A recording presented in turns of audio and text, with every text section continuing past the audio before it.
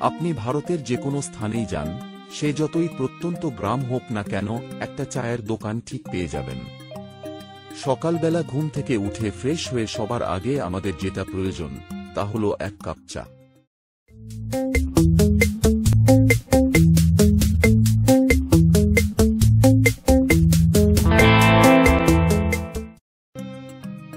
একটা গল্প আছে, তবে তা কতটা সত্যি তা আমি জানি না।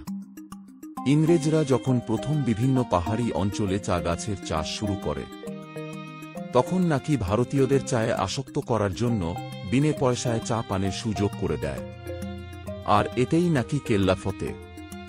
পরবর্তীতে তারা চাকে বাণিজ্যিকভাবে বাজারজাত করে। ততদিনে আমরা চায়ে আসক্ত হয়ে পড়েছি। এত কিছু বলার কারণ হল আজকের গন্তব্যের জন্য। আজকে বলবো আসামের চায়ের রাজধানী জোরহাট ট্যুরের কথা। এই ভিডিওতে থাকছে তার সম্পূর্ণ প্ল্যান।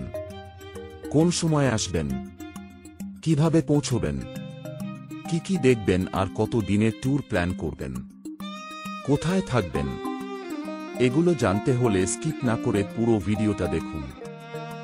আর ভালো লাগলে একটা লাইক অবশ্যই দেবেন, আর সাবস্ক্রাইব করে আমাকে উৎসাহিত করবেন। তাহলে চলুন ভিডিওটা শুরু করি।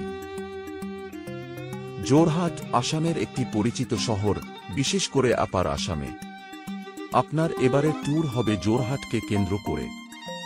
এই শহর এবং এর আশেপাশের জেলাতে ছড়িয়ে ছিটিয়ে থাকা কিছু দ্রষ্টব্য স্থান থাকবে এই ট্যুরে। আসামের রাজধানী গৌহাটি থেকে ৩১৮ কিমি উত্তরে অবস্থিত এই জোরহাট, যাকে আসামের সাংস্কৃতিক প্রাণকেন্দ্র বা রাজধানীও বলা হয়ে থাকে। অষ্টাদশ শতাব্দীতে টুমখুনিয়া আহোম রাজবংশ জোরহাটে রাজধানী স্থানান্তর করেন। জোরহাট পূর্বে আসামের শিবসাগর জেলার অংশ ছিল। এই জোরহাট কিন্তু বিখ্যাত তার চায়ের বাগানের জন্য। প্রচুর চায়ের বাগান থাকার জন্য এই স্থানকে আসামের চায়ের রাজধানী বলা হয়ে থাকে। এর পাশাপাশি জোরহাটেই আছে দেশের বৃহত্তম নদী দ্বীপ মাজুলী, যার ওপরে আমি আগেই একটা ভিডিও বানিয়েছি।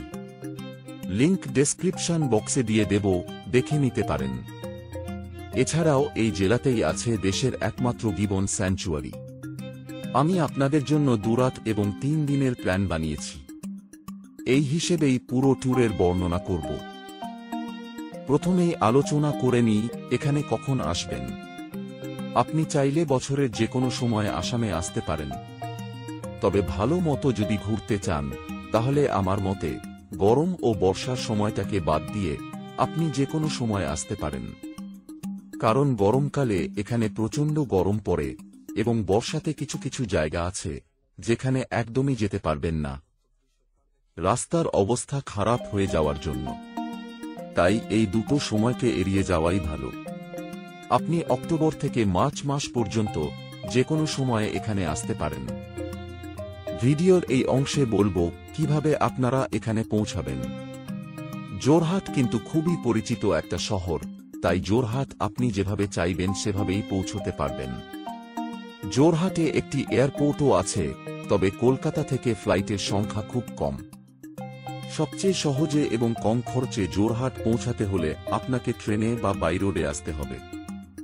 ট্রেনে আসলে আপনি কলকাতা থেকে সরাসরি কোনো ট্রেন পাবেন না। হয় আপনাকে গৌহাটি নামতে হবে, না হলে মরিয়ানি জংশনে নামতে হবে। মরিয়ানি জংশন নেমে শেয়ার গাড়িতে খুবই কম সময়ে এখানে চলে আসতে পারবেন। আর গৌহাটি নামলে অনেকগুলো ট্রেন পেয়ে যাবেন সরাসরি জোরহাট টাউন আসার জন্য। এছাড়াও বাসেও আসতে পারেন। এবার আসা যাক এখানে এসে কি কি দেখবেন।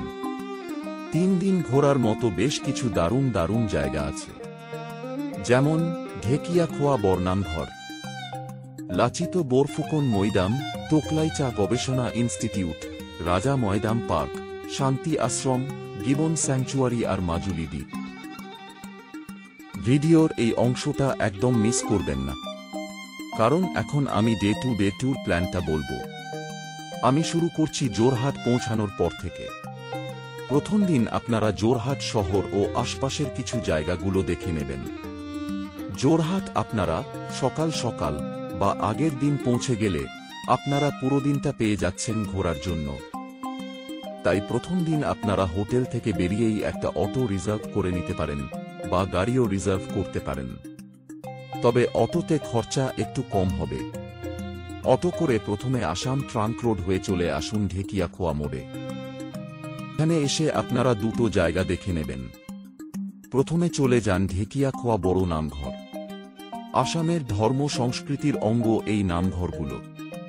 আসামের প্রায় সব জায়গায় এই বৈষ্ণব ধর্মাবলম্বীদের নামঘরগুলো দেখতে পাবেন। সেরকমই জোরহাটের সবচেয়ে বড় নামঘর হল শ্রী শ্রী মাধবদেবের প্রতিষ্ঠিত এই ঢেকিয়াখোয়া বড় নামঘর। এই নামঘরে কিছুক্ষণ কাটিয়ে এবার দেখে নেবেন লাচিত ময়দান। জাতীয় বীর আসামের সন্তান এবং অহোম সাম্রাজ্যের সেনাপতি লাচিত বরফুকনের স্মৃতিস্তম্ভ। এই জায়গাটিও খুব একটা দূরে অবস্থিত না। আসাম ট্রাঙ্ক রোড থেকে উল্টো দিকে একটা রাস্তা চলে গিয়েছে, যেটা সোজা আপনাকে পৌঁছে দেবে এই লাচিত ময়দানে। একটা কথা জানিয়ে রাখি, এই পার্কটির কাজ কিন্তু এখনো সম্পূর্ণ হয়নি। ভেতরে অনেক কিছুই রেডি হচ্ছে। লাচিত বরফুকনের এক বিরাট মূর্তি তৈরি করা হয়েছে। এই জায়গা দুটো দেখে নিয়ে তারপর চলে আসুন আবার জোরহাট শহরের দিকে। জোরহাট শহরে লোকাল কিছু সাইটসিং, রাজা ময়দান পার্ক, শান্তি আশ্রম এবং সবশেষে টোকলাই চা গবেষণা ইনস্টিটিউট। এই শেষ জায়গাটি আপনারা বাদও দিতে পারেন। এটা দ্বিতীয় দিন মরিয়ানিতে গিবন স্যাংচুয়ারি দেখে ফেরার পথেও দেখে ফেলতে পারবেন যদি গাড়ি বা অটো রিজার্ভ করেন। এবার আসি দ্বিতীয় দিনের কথায়। দ্বিতীয় দিন পুরোটাই চলে যাবে মরিয়ানির গিবন স্যাংচুয়ারি এবং তোকলাইটি রিসার্চ ইনস্টিটিউটের জন্য। এই গিবন স্যাংচুয়ারির অবস্থান মরিয়ানিতে। জোরহাট শহর থেকে এর দূরত্ব 18 কিলোমিটার। মরিয়ানি আপনি তিনভাবে পৌঁছাতে পারেন: 1 রিজার্ভ গাড়ি বা অটোতে, 2 শেয়ার গাড়িতে বা বাসে এবং 3 ট্রেনে। কিন্তু এই ট্রেনের সংখ্যা খুবই কম, তাই আপনারা চাইলে প্রথম দুটো অপশন ট্রাই করতে পারেন। জায়গাটির নাম হল হোলংপার গিবন স্যাংচুয়ারি। 91 সালের দিকে এটিকে স্যাংচুয়ারি হিসেবে ঘোষণা করা হয়। চারদিকে সুন্দর সুন্দর চা বাগান দিয়ে ঘেরা এই স্যাংচুয়ারিতে দেখতে পাবেন আমাদের দেশের একমাত্র এক, যাকে গিবন বা বাংলায় আমরা উল্লুক বলতে পারি। এই শ্রেণীর বাদর আপনারা আমাদের দেশে আর কোথাও পাবেন না। আপনারা শেয়ার গাড়িতে আসলে স্ট্যান্ডে নেমে 10 টাকার টোটো ভাড়াতে খুবই সহজে এখানে চলে আসতে পারবেন। তবে চেষ্টা করবেন এখানে সকাল সকাল আসার, কারণ সকাল সকাল আসলেই গিবন দেখার চান্স সবচেয়ে বেশি। সকাল 6টা থেকে 10টা এই সময়ের মধ্যে এখানে আসলে খুবই ভালো। স্যাংচুয়ারিতে ঢোকার প্রবেশ মূল্য 50 টাকা, আর ভিতরে আপনি যদি গাইড নেন তার জন্য 300 টাকা চার্জ লাগবে। আরও কিছু বেশিও লাগতে পারে, তবে গাইড নেওয়া অবশ্যই উচিত, তাতে সবকিছু বুঝতে আপনাদেরই সুবিধে হবে। স্যাংচুয়ারির ভেতরে আপনাকে পায়ে হেঁটেই গাইডের সাথে সাথে ঘুরতে হবে। মোটামুটি প্রায় 3-4 কিমি মতো হাঁটতে হতে পারে আপনাদেরকে। স্যাংচুয়ারি থেকে বেরিয়ে মরিয়ানিতে এসে দুপুরের লাঞ্চটা করে নিন। এরপর রওনা দিন জোরহাটের উদ্দেশ্যে। যাওয়ার পথেই পড়বে তোকলাইটি রিসার্চ ইনস্টিটিউট। এই ইনস্টিটিউটের ভেতরে ঢুকে আপনারা চা তৈরির সমস্ত প্রসেস ধাপে ধাপে দেখে নিতে পারবেন। সবগুলো ধাপ দেখে নিতে আপনাদের ঘন্টা খানেক সময় লেগে যাবে। তারপর সোজা চলে আসুন আপনাদের জোরহাটের হোটেলে। হোটেল এসে কিছুটা সময় রেস্ট নিন, তারপর সন্ধ্যের টাইমটা পায়ে হেঁটে ঘুরে নিন জোরহাট শহরটিকে। তারপর রাতের ডিনার করে শুয়ে পড়ুন। এভাবেই আপনাদের দ্বিতীয় দিনের সমাপ্তি ঘটবে। তৃতীয় দিনটা আপনারা দেবেন পুরোপুরি মাজুলি দ্বীপের জন্য। মাজুলি হল পূর্বতন পৃথিবীর বৃহত্তম নদীর দ্বীপ, যা ব্রহ্মপুত্র নদের মাঝে অবস্থিত। আপনাকে মাজুলি যেতে হলে এই জোরহাট হয়েই যেতে হবে। জোরহাটের নিমাতী ঘাট থেকে মাজুলির কমলাবাড়ি ঘাটের মধ্যে নিয়মিত ফেরি চলাচল করে। পূর্বে এই মাজুলি জোরহাট জেলারই অংশ ছিল, বর্তমানে মাজুলি পৃথক একটি জেলা। মাজুলি সম্পর্কে আরও জানতে আমার আগের ভিডিওটি দেখুন, সেখানে বিস্তারিত বর্ণনা পেয়ে যাবেন। মাজুলিতে এসে আপনারা যদি একটা দিন থাকতে পারেন তাহলে খুবই ভালো হয়। আপনারা মোটামুটি সারাদিনের জন্য একটা টোটো রিজার্ভ করে নেবেন, যেটা আপনাকে মাজুলির প্রধান প্রধান সত্রগুলো দেখিয়ে দেবে। সত্রগুলো দেখে নিয়ে ওই টোটো করেই ফেরিঘাটে চলে আসুন। তবে এটা মাথায় রাখবেন, বিকেল 4টা থেকে 4:30-র মধ্যে কিন্তু শেষ ফেরি যায়, সেটা আগে থেকে জেনে নেবেন।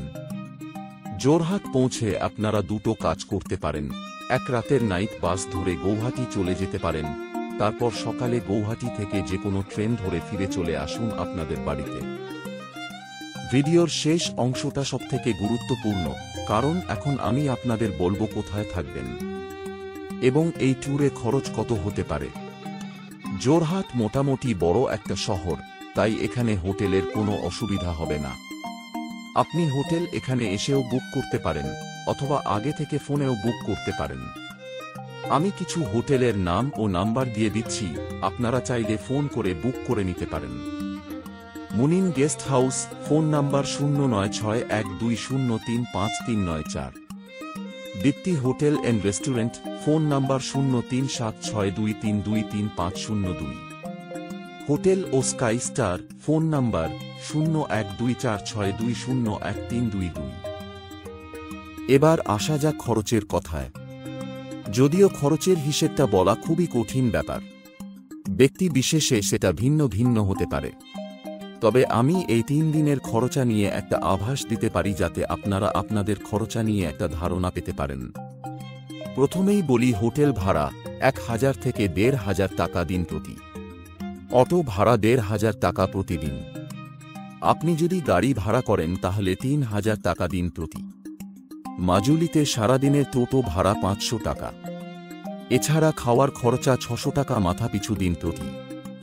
বাকি কিছু খরচা ভিডিওর মধ্যেই বলা আছে, একটু ভালো করে খেয়াল করতে হবে। দেখা হবে পরের ভিডিওতে, আজ তবে আসি।